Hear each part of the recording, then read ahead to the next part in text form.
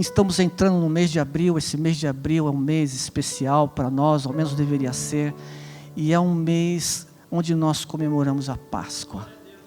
É um mês de Páscoa. E eu quero compartilhar com vocês o meu coração, a palavra de Deus, o meu coração, sobre honrar. Honrar o centro da Páscoa. A pessoa que é o centro da Páscoa. Há uma pessoa central na Páscoa. E eu vim aqui de ladinho, porque eu vou projetar para vocês, o Lucas vai me ajudar. E quero apresentar para vocês o Cristo Pascal. O Cristo da Páscoa. Agradeço a Laís que projetou, fez os slides para a gente. Tem pessoas que não gostam dos slides, né? Tem gente que não gosta. Mas precisamos pôr os slides porque eu tenho muitos versículos. E o tempo ficaria inviável. Então os slides ajudam a gente a ler rapidamente. Você não vai ficar cansado. E a gente pode manter as bases bíblicas. Então vamos lá, Lucas. Em 1 Coríntios 5:7, o apóstolo Paulo, no capítulo 5 de Coríntios, ele está corrigindo um problema imoral.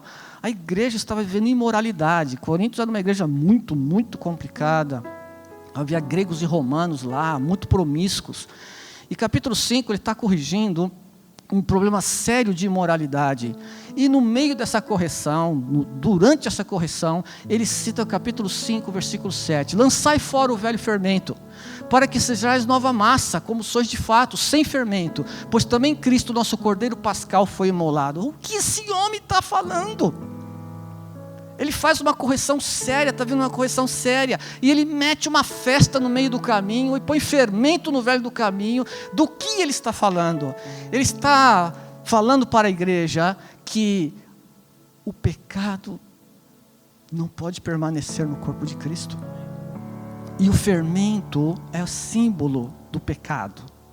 Todas as meninas, os rapazes também, né? Hoje em dia os homens cozinham também, mas todas as meninas que cozinham aqui, se você vai fazer um pão feito em casa, se você vai usar lá 1 quilo de massa, provavelmente uma colher de sopa de fermento vai fazer com que toda aquela massa fique tomada, não é?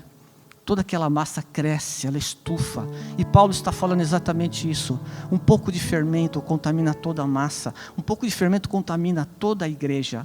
E ele está se reportando de fato à festa judaica da Páscoa. Ele está falando, vamos fazer uma festa para o Senhor, mas sem fermento. Vamos fazer uma festa para o Senhor, mas sem o pecado. Vamos fazer uma festa para o Senhor, sem as nossas maldades.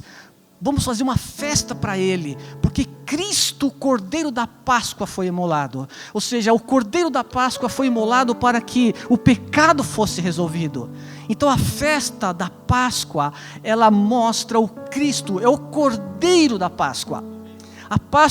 Na Páscoa está poluída pelo comércio, está poluído pelo pensamento moderno, está poluído por pensamentos que não são nem um pouco bíblicos, e poluíram o conceito de Páscoa, e nós não honramos mais a Páscoa. A igreja cristã perdeu de vista a Páscoa. Eu me lembro quando eu era bem jovem, faz tempo isso, a gente tinha nas famílias católicas inclusive, naquelas semanas eles não punham a carne em casa, o pessoal comia bacalhau, né? Que quem gosta, tudo bem, mas havia um respeito, havia um mover, uma honra, se honrava aquele momento, porque na Páscoa então nós lembrávamos da paixão de Cristo, lembrávamos do seu sofrimento, da sua dor, do seu sangue, do jardim, da paixão, de quanto foi difícil, e a Páscoa era honrada. Hoje o mercado entrou no conceito de Páscoa, e os crentes próprios esqueceram de honrar o nosso Senhor Jesus Cristo nesse momento de Páscoa. Você não sabe quando é o nascimento de Jesus. Jesus não nasceu em dezembro. Nós não sabemos quando ele nasceu. Mas o Natal, dezembro, é a maior farra. Mas eu sei quando ele morreu e quando ressuscitou. Foi na Páscoa.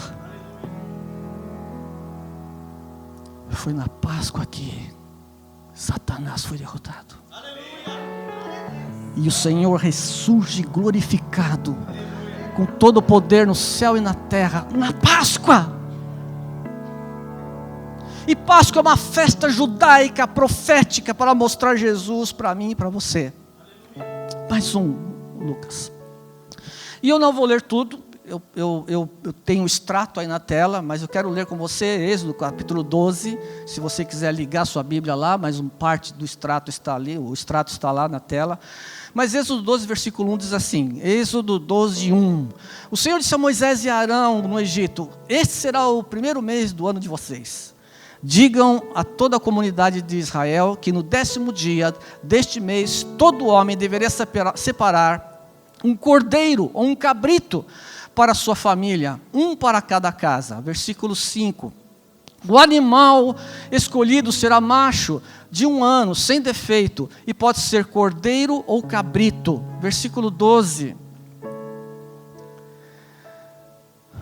Naquela mesma noite, passarei pelo Egito, e matarei todos os primogênitos, tanto dos homens como dos animais, e executarei juízo sobre todos os deuses do Egito. Eu sou o Senhor. 430 anos de escravidão. Deus manda Moisés e faz com que o cosmos se levante contra o Egito. Houve água que virou sangue. Houve chuva de gelo e fogo. Animais morreram. Pessoas morreram. E no final, sabe o que Deus ia fazer? Eu vou mostrar todo o meu poder para essa sociedade. Eu vou matar todos os primeiros filhos. Eu virei com julgamento e vou condenar Faraó. E todos os seus primeiros filhos morrerão. Mas os filhos de vocês não morrerão. Porque alguém tomará o lugar dos seus filhos. Me prepare um cordeiro.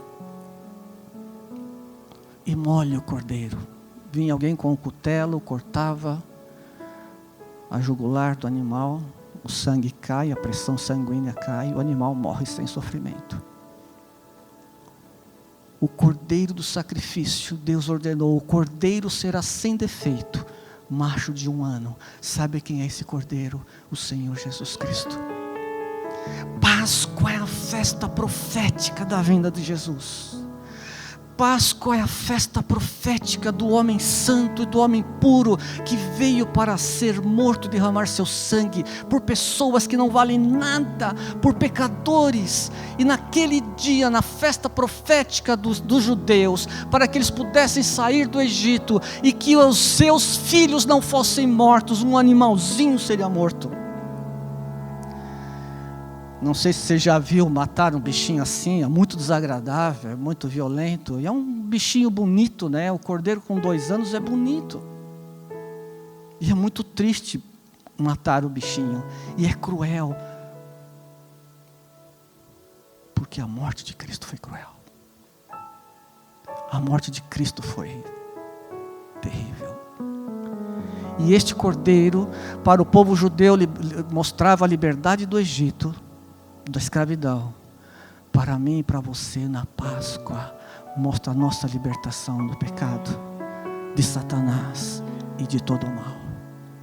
Separa um cordeiro de 1 ano, pega o sangue e coloca nas portas.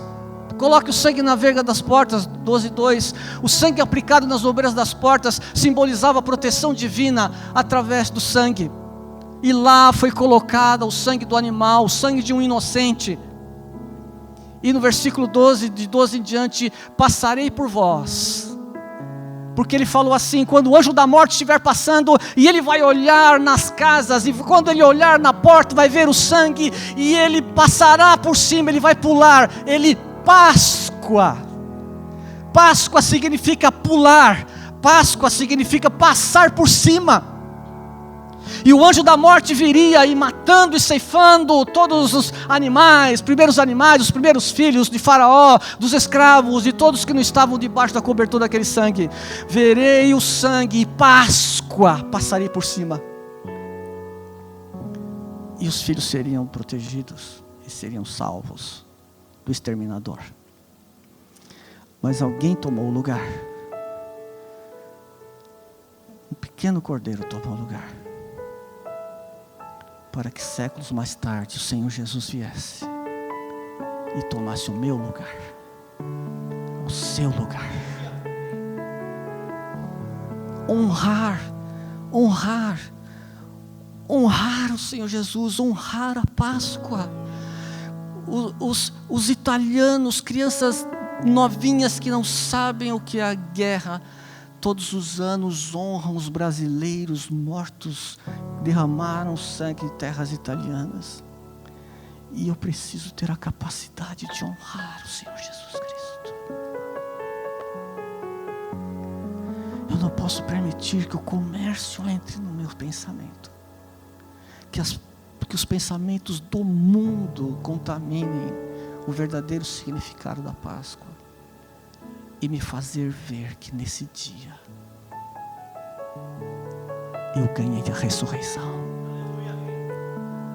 Nesse dia Ele me prometeu a ressurreição.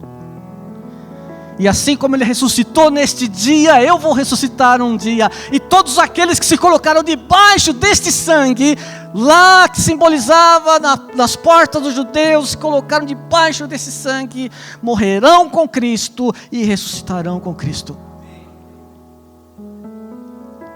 Páscoa, irmãos, não é tempo de viajar.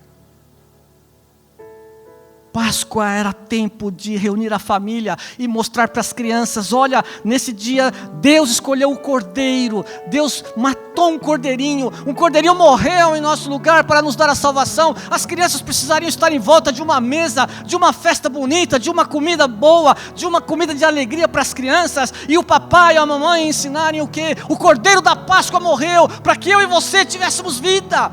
O Cristo morreu, o Cordeiro da Páscoa morreu para que eu e você tivéssemos vida e vida eterna e vida em abundância. Páscoa!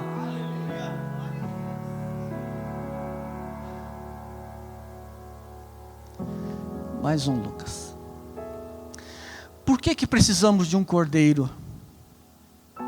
Isaías profetizou 700 anos antes de Jesus: mas as vossas iniquidades fazem separação entre vós e o vosso Deus, e os vossos pecados encobrem o seu rosto de vós, para que não vos ouça. Todos os homens estão separados de Deus, todas as pessoas, crianças, todos estão separados de Deus. Todos nós estávamos separados dele, porque Deus não suporta o pecado, porque Deus odeia o pecado, porque Deus abomina o pecado. E por algum motivo Ele me quer perto dele. O amor de Deus é inconcebível. É difícil e impossível compreender isso. Um Deus santo e imaculado, que chama os pecadores para perto de si. O Cordeiro foi imolado. Os homens estão mortos espiritualmente. Efésios 2:1. Ele vos deu vida, estando vós mortos nos vossos delitos e pecados. Irmãos, as pessoas não querem Deus. Você não queria Deus. Você se converteu não é porque você queria, é porque um dia o Espírito Santo tocou na sua vida, abriu seus olhos, tirou as prisões de você e te energizou e te moveu para que você aceitasse Jesus. Porque você também não queria, eu também não queria. A sociedade não quer Jesus. Os homens não querem Jesus. Os homens odeiam Jesus, porque estão dominados pelo pecado, estão mortos. Páscoa deu vida a quem estava morto. Páscoa dá vida a quem morreu. E havia então a necessidade de um resgate. Como que Deus ficou pensando, como que eu posso chamar essas pessoas para mim? É preciso pagar um resgate, né? Enfiar a mão, alguém roubou alguém. Lembra, anos atrás, parece que foi a filha do Silvio Santos, foi sequestrada, não foi? E o cara queria dinheiro, e tinha que enfiar a mão no bolso e dar dinheiro pela vida. Resgate, pagamento pela vida. Romanos 6:23, porque o salário do pecado é a morte, mas o dom gratuito de Deus é a vida eterna em Cristo Jesus, nosso Senhor. Jesus vai no reino celestial e paga a sua vida, Ele paga a sua existência, Ele paga pela sua alma. Sabe por quê? Com o quê? Com a vida dele. Porque o sangue é simbolismo de vida. Deus não é um vampiro atrás de sangue. O sangue simboliza a vida. Quando se perde o sangue, perde-se a vida. E Ele paga o resgate por mim e por você. Páscoa. Isto aconteceu na Páscoa. Por isso precisamos honrar a Páscoa. Glorificar a Deus na Páscoa. Chamar as crianças. Eu digo as crianças, irmãos, porque os nossos filhos é o prolongamento da nossa vida. Os nossos netos é o prolongamento da nossa vida. Nossa vida continua neles. E ao aprenderem esta verdade de que Cristo é o Cordeiro da Páscoa, Cristo é o Salvador, Cristo é o Libertador, eles serão crentes e eles serão fiéis a Cristo. E eles manifestarão ainda nos anos futuros, quando eu passar, quando o pai e mãe passarem, eles continuarão falando do Cordeiro da Páscoa, do Cristo que liberta e que salva. Páscoa é o maior acontecimento de todos os tempos, e nós deveríamos parar tudo, todas as coisas, todas as intenções, para honrarmos o Cordeiro da Páscoa, Cristo, o Cordeiro Pascal, porque esse abismo, só Ele podia nos fazer transpor. Mais um, Lucas. Aí na Páscoa, se cumpriu a profecia. A Páscoa apontava para a morte de Jesus num futuro distante, conforme profetizado por Isaías 700 anos antes de Cristo. Como um cordeiro foi levado ao matadouro, Jesus sofreu a cruz, sofreu a perseguição, sofreu o jardim, suou sangue, chorou, pediu ajuda, pediu oração, e os caras só conseguiam dormir, e ele apenas sozinho, e ele disse: eu estou tão triste, disse para Pedro, Tiago e João, eu estou tão triste que eu podia morrer agora de tristeza. Mas ele vai à cruz, sem reclamar, em silêncio, por mim e por você. E ele tem que ser honrado, ele tem que ser lembrado. Não posso trocar a Páscoa por nenhum outro pensamento. As profecias se cumpriram, e o simbolismo, o Cordeiro da Páscoa, simbolizava a pessoa de Jesus. Como João Batista, certa vez, estava lá com seus discípulos, e Jesus veio passando, e ele aponta para Jesus e diz para os discípulos: este é o Cordeiro de Deus que tira o pecado do mundo. Nós, como brasileiros, não entendemos isso, mas aqueles judeus entenderam na hora. É o Cordeiro que morreu na Páscoa. Eles entenderam plenamente isso, porque isso está incrustado na mente de todo judeu. A Páscoa é o Cordeiro que nos libertou de Faraó e da escravidão. Para nós, irmãos, é o Cordeiro de Deus que nos libertou do império das trevas de Satanás e nos levou para a liberdade, para a terra prometida. João apontou e disse: o Cordeiro está aí. E eles entenderam imediatamente, era o Cordeiro que seria imolado. O sacrifício, o Cordeiro sacrificado no passado, simbolizava o sofrimento de Jesus, cumpridos plenamente na cruz, como testemunha Pedro: fostes comprados, eu e você, pelo precioso sangue, como de um cordeiro sem defeito, o sangue sem mácula, o sangue de Cristo. Páscoa.